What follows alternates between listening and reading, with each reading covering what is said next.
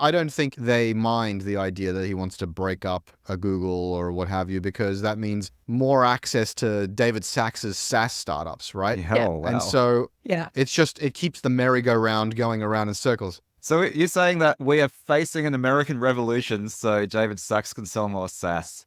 Basically, yeah. You're listening to the Startup Podcast. This is a Reacts episode. Industry insiders having frank debates about the latest tech, politics, and business news. Whether you're a founder, investor, or operator in a startup, you'll gain insights into how current events connect to broader themes and trends that impact your startup, your investments, and your day-to-day operational decisions. The conversation starts now. Hey guys, I'm Elli Hanson. And I'm Chris Saad. And I'm Yaniv Bernstein. Welcome to this week's episode of the Startup Podcast Reacts. You can probably predict what we're going to talk about on today's episode. Of course, this week there was an assassination attempt against Donald Trump. It's pretty much blotted out all other news, and so we are going to spend pretty much the bulk of the show talking about that, but also how this assassination attempt has affected tech, big tech donors, and decision makers and influencers, and how all of it may ultimately lead to a huge Trump victory and a realignment of tech. All that and a lot more on this week's show. Stay tuned. Whether you're starting or scaling your company's security program, demonstrating top-notch security practices and establishing trust is more important than ever. Vanta automates compliance for SOC 2, ISO 27001, and more, saving you time and money while helping you build customer trust. Plus, you can streamline security reviews by automating questionnaires and demonstrating your security posture with a customer-facing trust center, all powered by Vanta AI. And it gets even better. Just for TSP listeners, you can get $1,000 off Vanta when you go to vanta.com/TSP. That's VANTA.com/TSP for the Startup Podcast to get $1,000 off. All right, before we get into the big news for today, let's talk about the Startup Podcast Pact, which says if you've listened to a few of our episodes and gotten value, we please ask you to return the favor by subscribing to us in your favorite podcasting app and on YouTube, and giving us a shout out on your favorite social network. It helps us grow the show and help more founders. All right, with that, on with the show. All right, let's talk about pretty much our first and only topic for today. Of course, we can't do a Reacts episode without reacting to the biggest and most important news of the week. I think we have a reaction to the latest news, which is holy shit. On the 13th of July, which is 3 days from recording here, 6:11 p.m. Eastern Standard Time in the US, the presumptive nominee, at least presumptive at that time, he is now the actual nominee, and the former president of the United States, Donald Trump, was shot at a rally in an attempted assassination. I think, we'll all know where we were at various events in history that we lived through, and I think this is one of those. I was getting off a ship, having looked at some whales, awkwardly in Canada, and some people just said, hey, did you see the news? Donald Trump got shot, and that's all we knew. Crazy stuff. Let's go around the table and let's just quickly talk about where were you when you heard, and what was your just immediate knee-jerk reaction. And then we can dig deeper into the news and also maybe some of the implications for tech founders, tech moguls, how they're reacting, and how this changes the field moving forward. Gosh, I was at home with my family. It was not the same time in Australia, obviously, as when it took place in the East Coast in the US, but I was at home with my family. I remember getting the news. I got my New York Times push notification update on my phone, and sparked a very quick debate within our household, but obviously it's just tremendously sad. It's an awful look for America. It's just so sad that the US is that country again. We'll get into the analysis and talk about it a bit more, but it's one of those days that, you'll remember. I'll probably remember it. I think the fact that he survived makes it somewhat less memorable than something like 9/11, but my initial reaction, folks, was just like, it was a strange one. It wasn't a hot reaction. It was sort of like, ugh. And let me break down that a little bit. It was like, this sort of sucks for everybody. Like, it's not great that there's an assassination attempt on a presidential candidate in the US. It's not good for democracy. But also, whatever is happening in the discourse is only going to get worse as a result of this. And finally, of course, well, maybe not of course, but finally, it means it's much more likely that Donald Trump will win the presidency. So there are a few things here where it's just like, no matter who did it, no matter what happens, the shooter just seems a bit troubled, but it's popped up all sorts of conspiracy theories. But no matter what it is, it's just like, this sucks. And you don't have to like Donald Trump for it to suck. You don't even have to particularly value his life for this to suck. It's just not a good situation, and I think it creates a whole bunch of extra risk in the world. Yeah, I mean, these days in the US, it seems like an act of political bravery to say that political violence is not okay. And, of course, everybody came out and said that. And of course, it's true. My immediate reaction was he wins. Yep. Period. This Yep. means he wins. Especially as soon as I saw the footage and saw that he, survived and just clipped his ear. And then I saw the photos. And there is a photo from right up front, That photo. looking up at the president, surrounded by Secret Service agents, fist pumping the air in defiance with the American flag waving overhead. And I immediately said to some of my friends in a back channel I have, like, this is one of the craziest fucking photos I've seen in a long, long time. You could, and I'm not saying this was staged at all, you could not stage a better photo op. And, obviously I'm not saying political violence is good or that it was good that he was shot at, but let's be very frank. In the final analysis, this has actually been a very, very good month for Donald Trump. And, it's awkward to say, it's weird to say, but after the debate with Biden, after getting shot at, and now going straight into the convention and having this massive case against him dropped with the stolen files, I just don't see how Biden comes back for this. And I don't see how the election goes any other way. Completely agree. I mean, we can get into that a little bit more about, kind of what comes out of this. That was my immediate reaction as well, is that, to be honest, this is all but ensuring his victory at an election. And I think that there is actually sort of some precedent in history. If you look at assassination attempts and what that's done for bumping approval ratings, then it will be really interesting to see some of the data that actually comes out of it. But it couldn't be worse for Biden.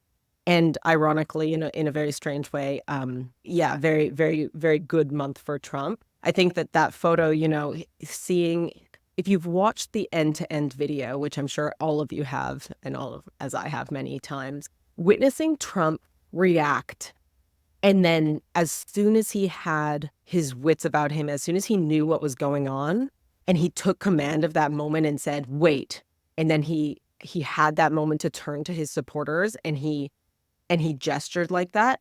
I just knew how this was going to play out in terms of utilizing this as a political galvanizing moment. And obviously that photo is going to define a decade, if not a generation, of political history. It really is. Yeah, it was a brilliant photo. And, I've seen a lot of commentary that I personally don't agree with, but in terms of swaying people's opinions, that say the fact that he reacted in that way shows a strength of character, shows courage and bravery and so on. In my view, it mostly shows showmanship, somebody who knows how to look good on camera. But that's definitely the perception that's out there. He showed bravery in the line of fire, that person who dodged the draft for Vietnam. But, that's going to sway people's votes. So, yeah, I think that photo means he's got this election. If anything, it's just in sharp contrast to the way that Biden's been portrayed in discussions, obviously, about his age over the last 2 weeks, many weeks, some time since the debate. For me, that was my immediate reaction. As soon as I saw that photo, it was like that foil of the discussion in sharp relief against Joe. And whether or not that's true doesn't really matter. It's the perception. People keep talking about Biden's age, and I really think that's a misnomer. It's not about his age, it's about his frailty. His cognitive and physical frailty. Trump is not that much younger. There are others like Warren Buffett who are older. It's not about the age. It's about the fact the guy looks like he's barely able to stand up and barely able to complete a sentence. And I mean, I am not a fan of Trump. In fact, I would call him dangerous and divisive and just a serious threat to global stability. But as far as I'm concerned, what he did makes him a fucking badass. You call it showmanship, you call it, opportunism, you call it whatever. I can tell you, if I was being shot at from that podium, and if most other people being shot at, they would not have stood up, poked their head out, and started making kind of, gestures into the sky and give me a break. That was badass. There's no other way to frame that. And as you guys have been saying, it's in sharp, sharp contrast to the other guy. Now, the next piece to unpack here is Elon Musk immediately came out and said, I fully endorse Donald Trump.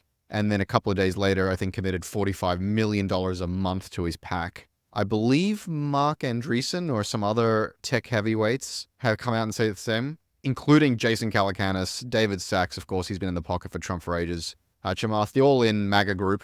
But others who have been kind of, talking around it and sort of being open to it and sort of being complimentary or deferential are now like, fuck it, we're all in. Here's our endorsement. Here's the money. Here's the full-throated support. And so the gloves are off, or the people are out of the shadows, or whatever, whatever the metaphor, but people are now out and proudly supporting Trump who were a little bit shy about it or a little bit on the fence. That to me is one of the big interesting tech angles, Chris. Like, I spent too much of the day of the assassination on X, formerly known as Twitter, and it was just a vile cesspool of conspiracy theories and just angriness. And I'd say, at least my feed was absolutely dominated by pro-Trump voices railing against the deep state and peddling conspiracy theories about how this was, a setup and so on. And the interesting thing, as you say, this feels like it popped the cork on this rightward move of tech. Like, I think, tech has been for a long time kind of traditionally a bit more on the socially progressive, more on the left wing, more on the Democrat side. You can see that from campaign donations and so on. And there has been this shift to the right. But I think, excluding a few people, outward endorsing of Donald Trump has been kind of a line that has still been difficult to cross. And that line has kind of been obliterated. Everyone's like, okay, well, I shouldn't say everyone, but I think folks are showing their true colors.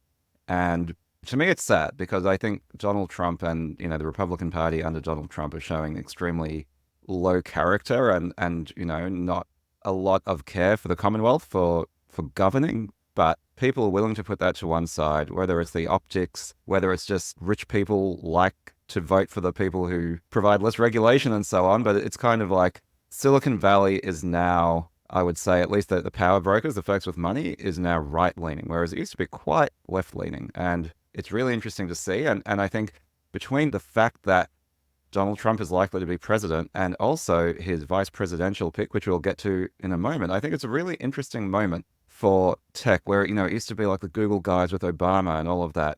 It's like, what does it mean to have a Silicon Valley that is politically quite differently aligned to how it has been for at least the last few decades?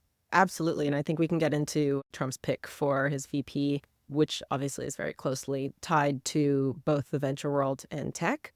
But I think, at the end of the day, after this assassination attempt, it's really interesting because Trump, even before this, has gone in a very different direction. I guess the way that he's portrayed himself and brought himself to the stage just within the last month, like he's gone totally quiet around the debate. He really let Biden dig that hole and let the Democratic Party just dive in amongst themselves. Yes. He's softened his stuff on bodily autonomy. But let's be clear, right now, 1 in 5 women have to go out of state to get safe access to abortions.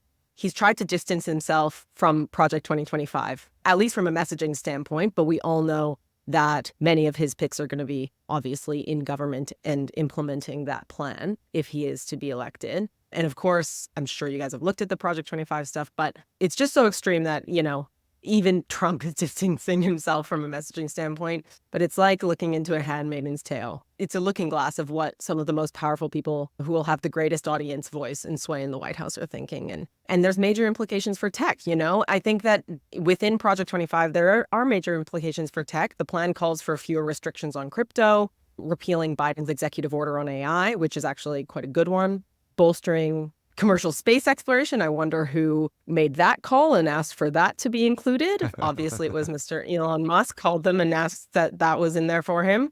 It is really interesting to see some tech leaders playing nice and some are not. Reid Hoffman has been one that stood up for what he believes in quite strongly. But you are seeing a lot of tech leaders and venture leaders, as you guys have both alluded to and specified, fully crossing that line. I think before the assassination attempt, there was still a line that was like, oh, can we come out and say it? And it would seem that in some ways it's now appears to be safe crossings. So a lot of people are fully coming out in support. But I am terrified for what that means. Well, what you're pointing to, I think, is that he's actually, for Donald Trump, had a great deal of discipline in the last month or two. he's allowed Biden to go hang himself, figuratively speaking. After getting shot, he was actually quite disciplined about what he said and when he said it. And he's dropped some of the most divisive rhetoric around some of the things that he needs to get support, especially around immigrants and some of the other things. So yeah, he's allowing the other side to hang themselves and to descend into chaos. But one of the talking points, the narratives coming out of this is like, we need to dial down the rhetoric. We need to dial down the temperature.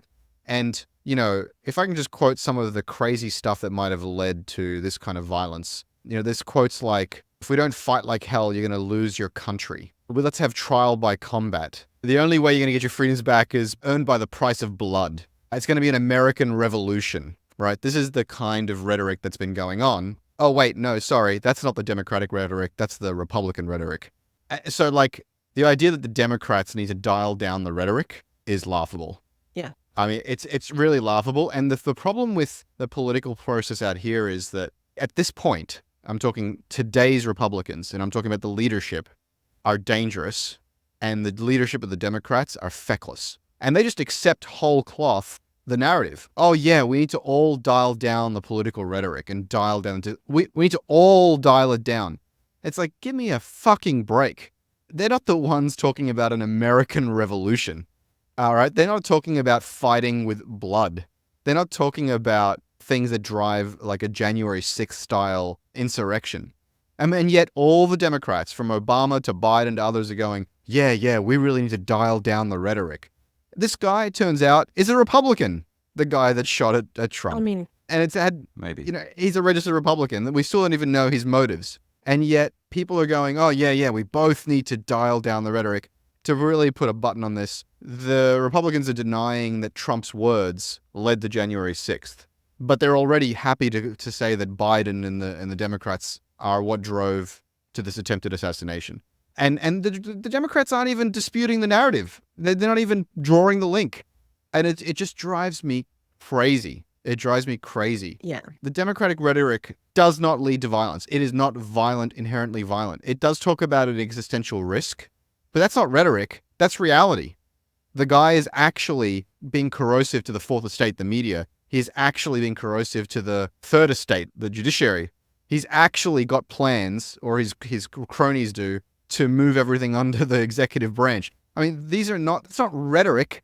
That's reality. But none of the Democrats are talking about violence or blood or revolution. So I just think this is such a clear example of fecklessness by the left and a complete mastery of the narrative by the right. The left gives it up. They don't lose it.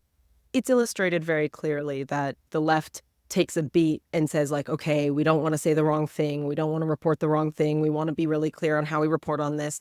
And the right takes no time at all and leans straight in and says, this is based on the rhetoric from the left. This is, but that's what's been happening for the last decade plus. Like, well, this is not new. Decades.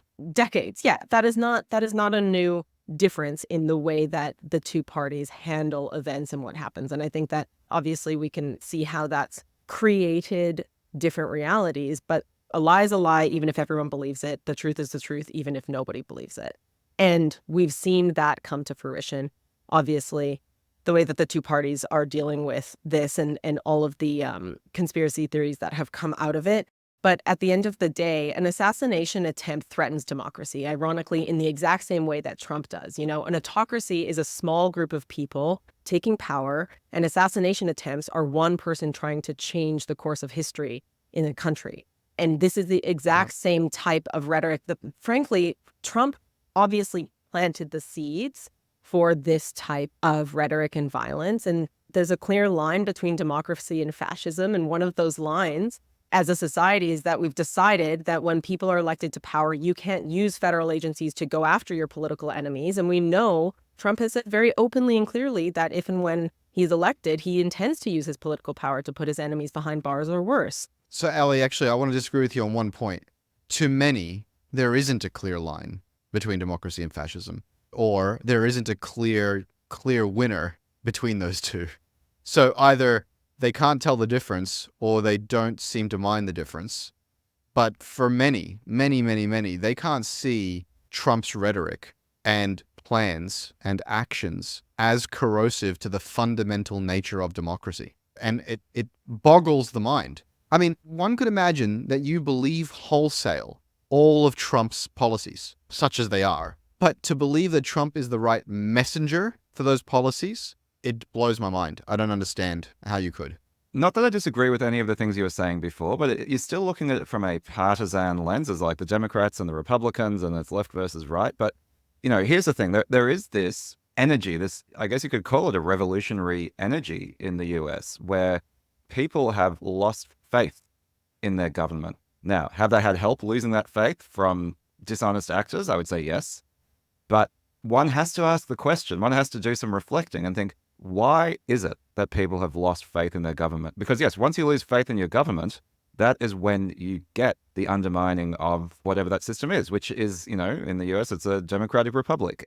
That's what I'm saying is they've lost faith for good reason, right? Trump is not the cause, he's a symptom. He's an accelerant, so he's come in late in the game and accelerated things, but he's not the cause, he's the symptom. And the reason they've lost faith is because it's been shown through deep research and statistical correlation that what the American people want does not sway policy outcomes one iota. It's only the rich that do that. And so the US is essentially an oligarchy. So it's no longer a democracy anyway. It is not a democracy anyway. And the people in charge, to one degree or another, either through intended or unintended consequences, are basically raping the country for resources and access and eliminating the rungs for the bottom to make it to the middle and the middle to make it to the top. Trump, his policies and his rhetoric represents that. And to the degree that I agree with that, fine. But you can't at the same time weaken the power and the independence of the fourth estate in the media and the judicial and the other two branches of government. You can't fix the system while breaking democracy. That is not a path to a democratic future. That's a path to fascism. I mean, yes, but it's interesting. What you said is effectively, if one were to take the premise that the US democracy is already broken, right? That it is completely at the whims of special interests. One way of viewing this current political battle is that the deep state exists, but that it doesn't serve the interests of those who are currently most powerful. And maybe this is where we can put tech back into it. They don't want to dismantle the deep state. They want the deep state to serve them rather than to serve whoever it is that it is currently serving, is one way of viewing it. I think that there's a knee-jerk reaction when you say deep state, and I think so. I have a hard time using the term because I think that as soon as you say it, people are just going to tune out, stop listening, either side. Like there's whatever your perspectives are, I think if you really dismantle that term and think about it as there are individuals who have been in power, in positions of power for a really long time, and therefore they're comfortable, like that's an issue that many democracies have inherently. That's an issue that many governments have. And it's okay to talk about that as an issue. In fact, I think that having an age limit on terms is a great idea. I'm not alone in that thought. I saw Zeke Emanuel posted on X a great post. He said, I'll just quote him here. He said, for those 75 years and older, it's time to retire from public office. Dare I say, I agree with my brother Ari. We need a mandatory age limit for all federal elected officials and all federal judges. No one should serve past 75.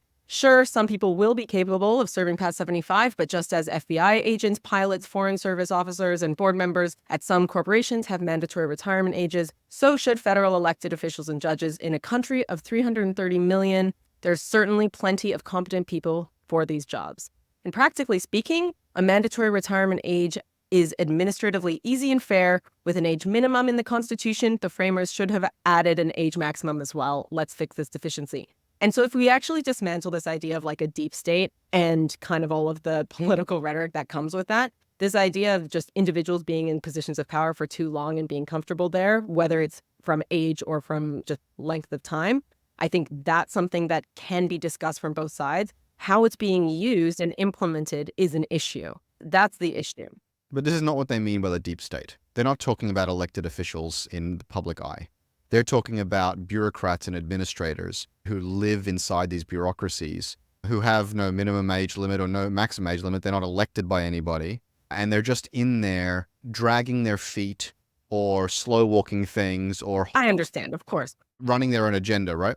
And the best person I've heard speak about this, where actually at the end of his conversation, one particular time he talked about this, not all the times, but there was one time that Vivek Ramaswamy spoke about this. And it was just one particular interview where I was like, shit, actually, I agree with him. He was talking about corporate and government bureaucracy and administration and like sort of the end of meritocracy and the end of agility and being able to make serious decisions for the top.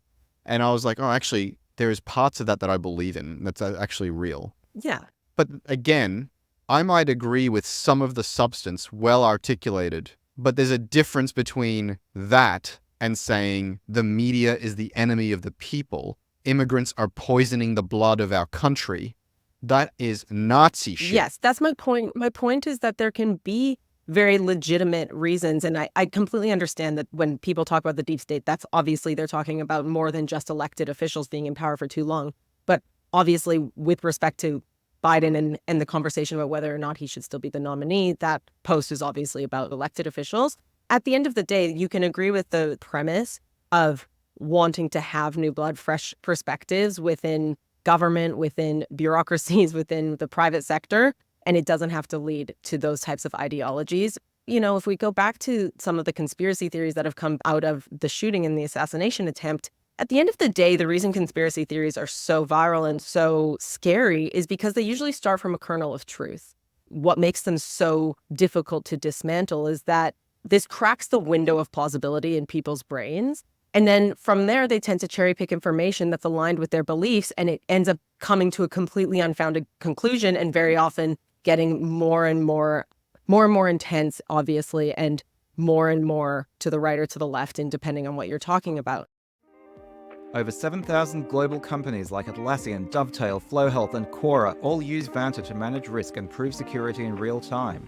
Why aren't you? Get $1,000 off Vanta when you go to vanta.com/TSP. That's VANTA.com/TSP for the Startup Podcast to get $1,000 off. I think that at the end of the day, if we kind of bring this back to the conversation about the assassination attempt, what it means for the election, and then obviously for tech and for this moment in time, the thing that we haven't touched on, which for me is really, really important, is that Biden calling for turning down the temperature in politics and saying it's not American, actually, ironically, this is sort of a deeply American reaction. And you can look at how many assassination attempts or successful assassinations there have been in American history. I'm not going to list them because that would be far too long. But the truth is that there are other nations with young men who struggle with mental illness and not enough institutions. The difference, the variable, is that in the US, they have access to weapons of war. And this could have been so much worse if he was a better shot, frankly. I felt so sad when I saw his picture. You know, we all know this kid. It is so sad. It's a young man who's been obviously socially isolated. There's no sign of mental illness. There's no sign of him being a political activist here. They've searched his media. They've searched his social media. They've searched his background. This is not a political act. This is a sad story because this man had access to a weapon that he shouldn't have had access to. And we need to invest more in institutions, give young people more opportunity, clearly create warning systems that show more empathy for young people, specifically young men. And for God's sakes, when these episodes happen, we need to make sure that they don't have easy access to weapons of war. In the history of American political assassinations or attempts, actually, very often, those events are the ones that lead to discussions of gun regulation. But the saddest thing is that this could be the single most catalyzing event, but it's not going to because we're in the middle of an election and no one's going to touch gun reform. No one's going to touch it. Instead, people are just going to blindly ask to turn down the volume in our politics. Whereas at the end of the day, this should be obviously a topic of gun reform. That's my perspective. Elli, when you have children, toddlers being shot up at a school, that should be the catalyzing event, and it's not. Right. And if that's not enough, 100% it should be the catalyzing event, and it hasn't been. And Yaniv, you asked, what creates something like Trump? It's exactly that. The US government is captured by special interests. Citizens United, which basically makes money speech, makes unlimited money and therefore unlimited corruption legal, has made it such that health companies, insurance companies, drug companies, gun lobbies, and many other lobbies completely controlling the behavior of the US government. And so, no, it does not serve the people. And people are rightly frustrated. And many of Trump's issues, poorly stated and tainted with strongman fascist tendencies, are legitimate. That's the biggest problem. Untangling that mess. The Democrats are, I keep repeating the same word because I don't know a better word. They're feckless. They're useless. They're inarticulate. They are, in some cases, complicit.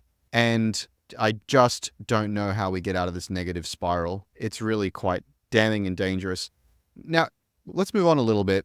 I was watching this video by a guy, Steve Shivers, and I really found it really compelling viewing. He was basically angry at Democrats and liberals for immediately rolling over and dying, even though it was Trump that was shot at, basically. He was saying, you know, everyone's throwing up their arms and go, well, Trump wins.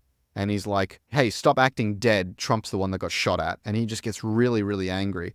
But he yells kind of at the camera at the end, nothing has changed. He's still alive. He's not a hero. And he's not a better person than he was yesterday. Stand the fuck up and fight. But the reality is some things have changed.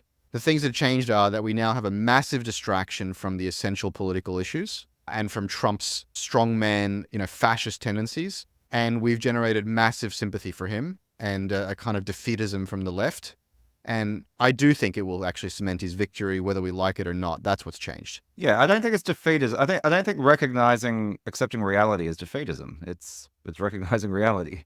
Well, also it's unless Biden, frankly, recognizes and takes this moment that the election is running away from the Democrats. I think we can say it like that. It is running away. And if they don't pick a new candidate and change the narrative, this thing is done. There is an opportunity still to change the narrative. And obviously, I think that getting into the entire Biden stepping down thing is probably not going to be a great use of our time on this podcast. But I think that there is still an opportunity to return the focus and galvanize support and energy. And I think, obviously Trump picking JD Vance as his running mate is a really interesting choice. I think that, obviously he's young, he's Midwesterner, he's Ivy League, tech investing background. And God, I don't even know where to start. Obviously started out as a deeply never Trumper and has somehow completely transformed into a Trump bulldog and a bully. And to me is obviously extremely disingenuous and has turned into, this rabid attack dog for Trump, which seems, to use my favorite word on this podcast, deeply performative and very disturbing.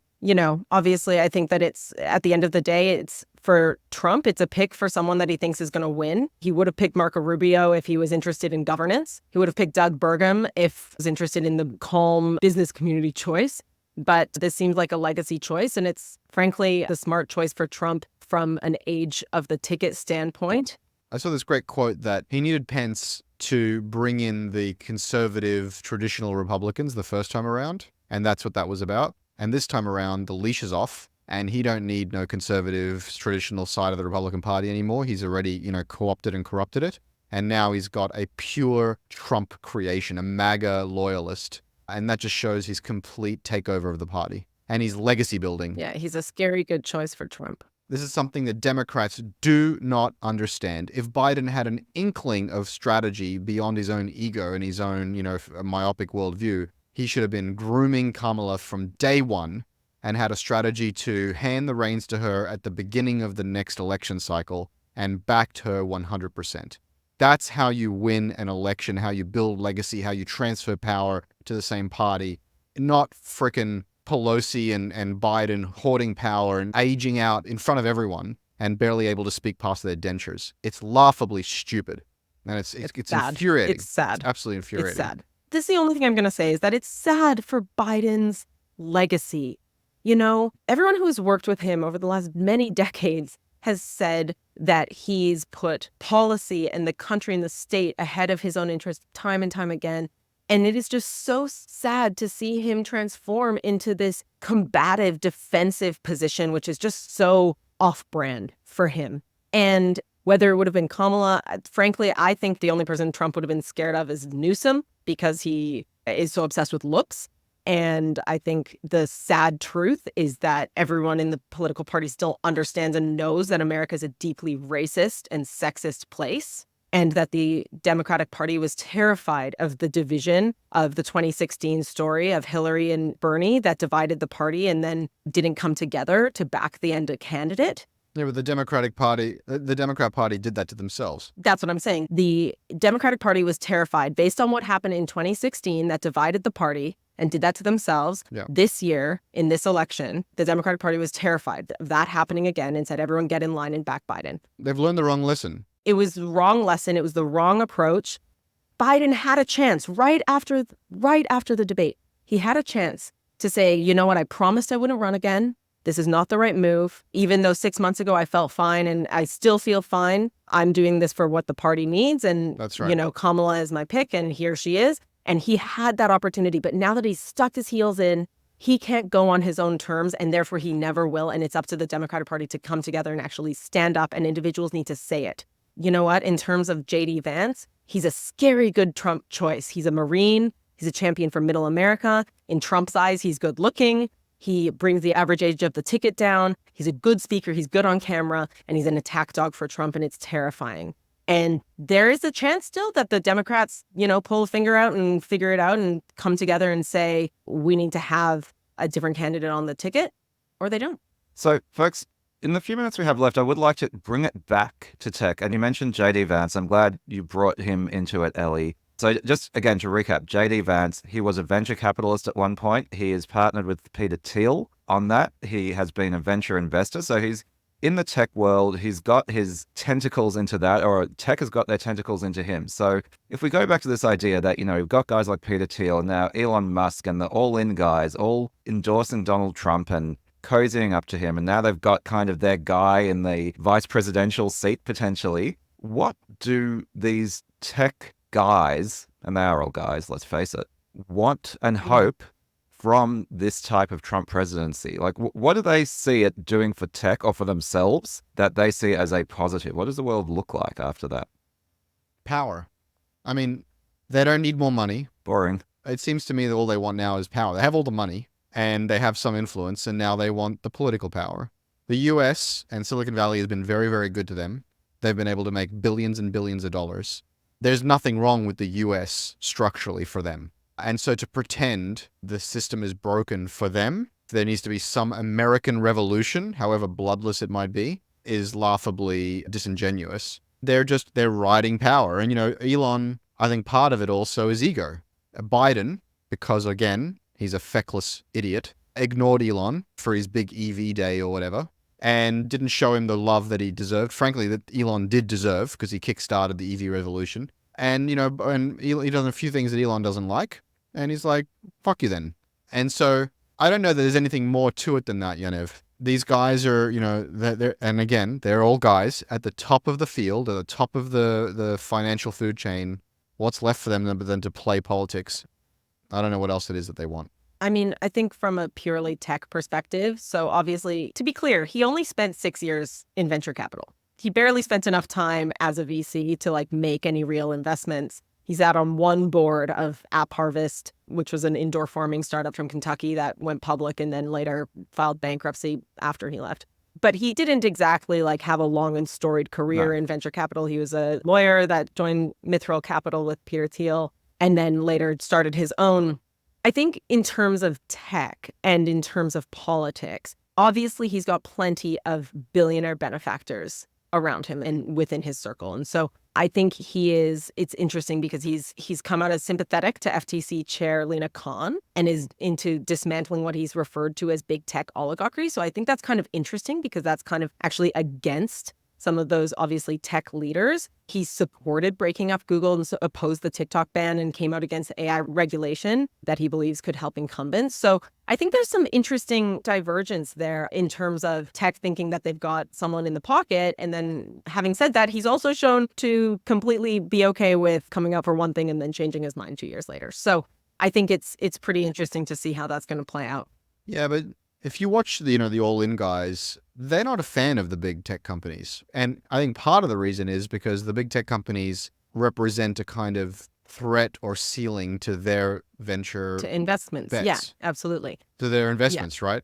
And so I don't think they mind the idea that he wants to break up a Google or what have you, because that means more access to David Sacks's SaaS startups, right? Yeah, wow. And so Yeah. it keeps the merry-go-round going around in circles. So you're saying that we are facing an American revolution so David Sacks can sell more SaaS? Basically, yeah. Obviously. Here's the thing that I just on the plane down here was watching this video about one of the OpenAI super alignment team members who had been fired. He wrote this massive treatise on what he called situational awareness with AI and did what seemed like a deeply researched paper on the exponentials and the curves and where this stuff can go in the very, very short term. I haven't read it myself. It was just a video I watched that was analyzing it. I don't know how thoughtful or accurate it is. But there was some chilling predictions in there, which is that obviously AI can be used by a fascist dictator to enforce and execute their dictatorship, not just monitoring and maintaining that dictatorship domestically, but projecting power internationally and creating kind of global threat. And it struck me that this was coming true as Trump is likely to become president and is likely to demonstrate further fascist tendencies. And so I haven't heard anybody else talk about quite exactly this thing, which is that Trump could erode or destroy traditional US democracy as we know it, just as the maturity of AI comes to the fore, and then operationalize that fascism locally and globally using AI tools. That kind of blew my mind. And it adds a whole dimension. It's kind of like giving this dictator another form of nukes, right? That not only will he have the nukes. Yeah, I mean, if you want a glimpse of that future, Chris, you just have to look at China. They already have that, right? They've got a dictator and they've got a highly technologically advanced Correct. mechanism and apparatus for monitoring and controlling their people. Correct. The difference that this person was drawing is now add to that generalized intelligence and then super intelligence. Whoever is first to superintelligence basically could and might control the world because it renders militaries obsolete or ineffective through hacks and patches and misinformation and disinformation and on and on and on, and massive swarms of drones or whatever the hell. It goes beyond the borders of the country, like China's deploying it, and beyond simple cyber warfare into complete total domination powered by superintelligence. And now, assuming you solve the alignment problem for the fascist, that is a pretty scary and interesting and apocalyptic potential future. And on that delightful note, have a wonderful week. While we're all waiting for our fascist-aligned AI superintelligence, enjoy the sunshine wherever you are. Chris, Elli, it's been a pleasure as always. As always. Thanks, guys. Yaniv, before the apocalypse hits, how can people find you on the internet? I'm on LinkedIn. I'm the only Yaniv Bernstein on LinkedIn, and I love connection requests from TSP fans, so just let me know you're a fan. I'll be happy to connect, and I try to make it a little bit less boring over there. Elli, how about you? Yep, before the end of the world, Elli, how should people connect to you? Yeah, for now, you can find me on LinkedIn. That's Elli Hanson. Lately, I have also been trying out my Threads account a little bit more, trying to get away from that X account. So Threads, that's Elli Max. Awesome. And you can find me on all the social media and on my website at Saad and chrissaad.com. All right, guys, a hell of a lot of fun as always. We'll catch you all on the next one. See ya. Today's episode of the Startup Podcast was brought to you by Vanta. Vanta automates compliance for SOC 2, ISO 27001, and more, saving you time and money, while helping you build customer trust. Plus, you can streamline security reviews by automating questionnaires and demonstrating your security posture with a customer-facing trust center, all powered by Vanta AI. Over 7,000 global companies already use Vanta. Why don't you? Get $1,000 off Vanta when you go to vanta.com/TSP. That's VANTA.com/TSP for the Startup Podcast to get $1,000 off.